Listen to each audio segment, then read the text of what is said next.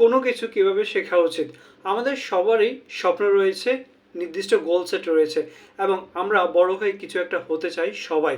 কিন্তু ওই পর্যায়ে যাওয়ার জন্য আমাদের অবশ্যই কিছু লার্নিং প্রয়োজন, কিছু স্কিলস প্রয়োজন, কিছু নলেজ প্রয়োজন অবশ্যই। তো এই স্কিল ভিন্ন রকম হতে পারে, soft skill, hard skill, technical skill কিংবা ল্যাঙ্গুয়েজ স্কিলও হতে পারে। কিন্তু এই স্কিলটা আপনি কীভাবে অর্জন করবেন, কীভাবে শিখলে আপনি খুব তাড়াতাড়ি শিখতে পারবেন, তার জন্য আপনাকে কিছু টেস্ট করতে হবে আগে। এই টেস্টগুলো করার মাধ্যমে আপনি জানতে পারবেন যে আপনার কোন স্টাইলটা সবচেয়ে বেশি পছন্দ। তার মধ্যে 1 নাম্বার হচ্ছে আপনার পার্সোনালিটি টেস্ট, অর্থাৎ আপনাকে বুঝতে হবে যে আপনি মানুষটা কেমন, তাহলে আপনার জন্য শেখাটা সহজ হবে। এবং 2 নাম্বার হচ্ছে আপনার লার্নিং স্টাইল। আপনি কি দেখে শিখতে পছন্দ করেন, শুনে শিখতে পছন্দ করেন, নাকি শুধুমাত্র বই পড়ে শিখতে পছন্দ করেন কিংবা ক্লাসে পছন্দ করেন। আপনার শেখার মূল বিষয়টা আপনাকে অবশ্যই জানতে হবে।